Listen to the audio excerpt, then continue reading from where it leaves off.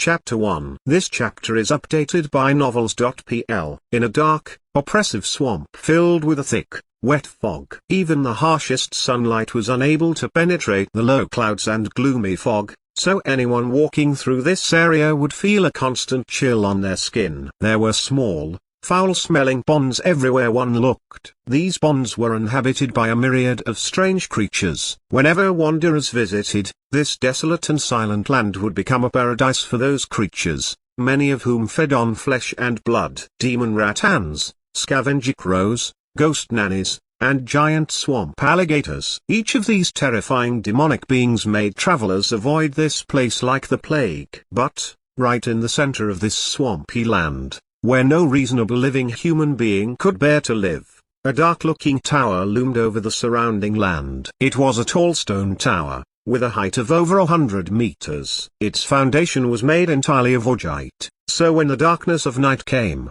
the entire tower would radiate a chilly and silent glow, making it especially attractive to evil spirits and wraiths. Maybe it was because of a lack of basic maintenance and care, but the lower part of the tower was completely entwined with the crazily growing vines of a demon rattan, making its surface look like it was filled with wooden spikes that shinned like metal. If any ordinary man became entangled in these vines, all the blood in his body would be sucked out. Eventually, his corpse would join the others in the huge pile of bones lining the base of the tower. The sky darkened with the coming night. A candle was lit inside the tower. Dim candlelight leaked through the narrow window in the side of the tower. Not only did its light not bring any warmth, but, instead, would send a shivering sensation crawling down one's spine and through their heart. Greem, who had just turned 15, was sitting in front of a worn-out wooden table. There was a thick magic book unfolded in front of him, which he was silently making a copy of. Although he had arrived in this world 2 years ago,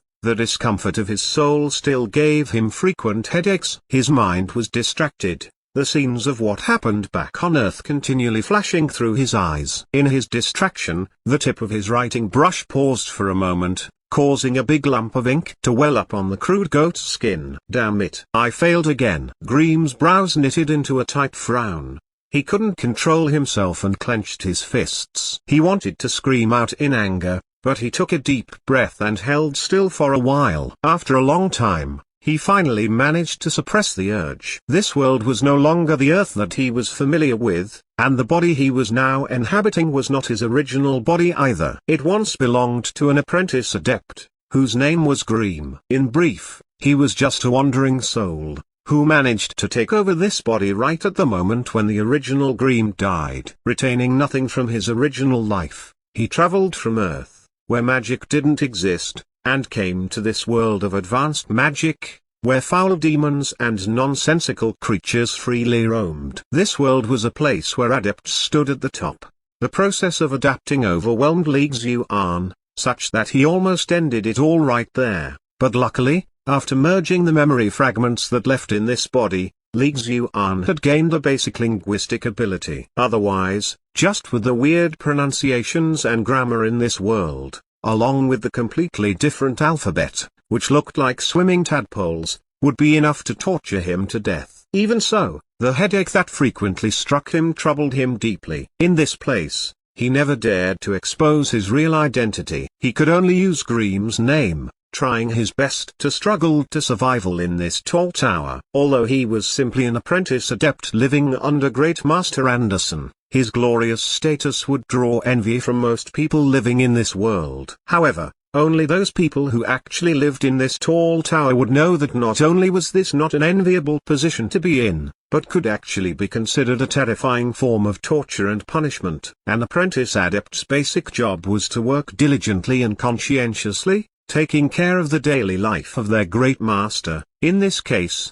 Great Master Anderson.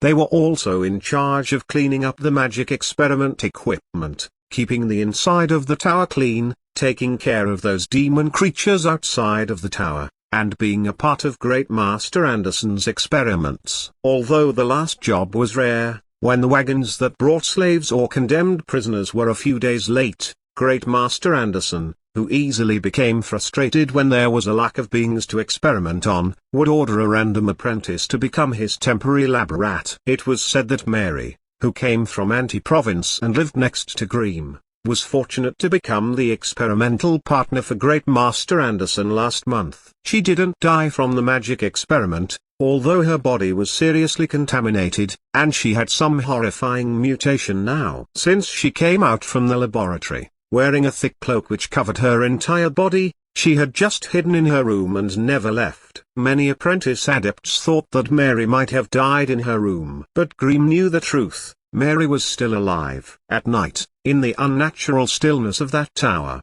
he could hear the sounds of agonized groans scratching against the wall. Because of that, while everyone else was asleep, he would throw some food, which he had snuck back to his room, into her room through those tiny windows on the tower. Although Grimm had his own problems to deal with, he still had some compassion inside him, from his time back on Earth, so he felt he should try to help Mary, as best he knew how. Today, the headache came at the wrong time. It chose to strike him right when he was making a copy of the book. He was low on money, yet he had wasted another piece of goatskin paper. Although it was just a crumpled and crude goatskin paper, it was worth about 2 silver coins. In this world, the most commonly used currency was the gold coin. A gold coin could be exchanged for 10 silver coins, and a silver coin could be exchanged for 10 copper coins. 5 copper coins was about how much money most people in this world made a day. Hence, for most, an ordinary-looking piece of goatskin paper was considered a huge fortune. But in this place, it was just rubbish that an apprentice adept could simply throw away. However, within the tall adept's tower,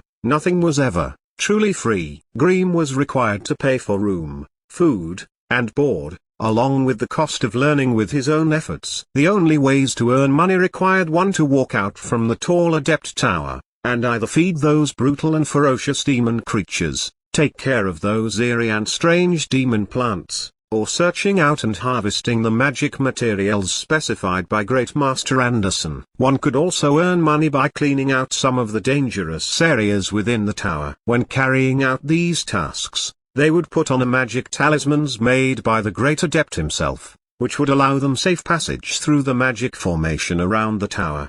But in this mysterious and strange world, no mere talisman could allow one to consider themselves absolutely safe. Every couple of months there was always an incident where a few unfortunate guys would be devoured by demon creatures or plants when taking care of them. Sometimes people were struck down by magical energy while cleaning up some experiment of the Great Adept. Therefore, most of the time the safer tasks would be taken by senior apprentice adepts, and, as a result, the weaker apprentice adepts could only pick more dangerous tasks to earn their money and knowledge points so they could continue their magic training. Money was, of course, used to buy one's daily needs, while knowledge points were used in buying knowledge. It was a currency system created by the Great Adept himself. In the library within the tower, each magic book was labeled with different knowledge point values. Borrowing books would require knowledge points, not money. The apprentices had to work hard to earn knowledge points, but those hard-earned points would only allow them to borrow the book for a very short amount of time. The time was so short that it was totally not enough for an apprentice to master all the knowledge within the book. Therefore, most of the apprentices had made a habit of copying the books themselves. Whenever they borrowed a magic book, the apprentice would put all their efforts into copying the knowledge they needed, so they could continue to study in future. Copying books required ink and goatskin paper. Obviously, these were not free either, and thus the apprentice adepts needed even more money. Of course, if an apprentice adept came from a rich family, then they could spend a huge amount of money in exchange for knowledge point. The exchange rate between them was 1 knowledge point cost 100 gold coins. For example, the glossary of demon creatures, which Grimm had borrowed today, had cost him 3 knowledge points. He could only borrow it for half a day. With Grimm's copying speed, based on his best estimation, he would have to borrow it 3 times in order to make a complete copy of this book. This would cost him a total of 9 knowledge points. Grimm would have to leave the tower 2 weeks in a row in order to earn these 9 knowledge points. So he didn't feel even the slightest bit upset for wasting a piece of goatskin paper, but he was furious that he had wasted 2 hours of his precious time of copying the book. Grimm took another deep breath, and did his best to stamp out his anger, as doing so would help his book copying later. However, in the next moment, a familiar beeping sound suddenly resounded in his brain. Beep. Biological energy has reached the required amount. Biological assistance chip, serial number ZXJ9521 initiating. Green let out a cry of surprise. Biological assistance chip. Once upon a time, during the tough time when he had just arrived in this new world, Grimm had indulged himself in fantasies where he became a mighty immortal who traveled to a new world with a divine weapon. But too bad for him, besides giving him a frequent migraines, the damn chip had never shown any signs of activating. Surprise. Surprise, it had finally decided to work today. After the chip finished adjusting to its new state, a graceful yet emotionless female voice resounded in Grimm's brain. Host detected. Establishing database. Please wait. It could still identify his new body? That was unexpected. After all, this was a world of advanced magic. The entire dimension was filled with a mystical material called elementium. Based on the differences in these basic elements, these elementium were classified into types, like earth, fire, wind, light, darkness, etc. Adepts would have differing levels of affinity toward these elemental types, and thus there were different fractions among adepts. Because this system was completely different from how Earth operated, Grimm was troubled in how to standardize the data in this world, so having the chip here to attempt to quantify these things brought him hope.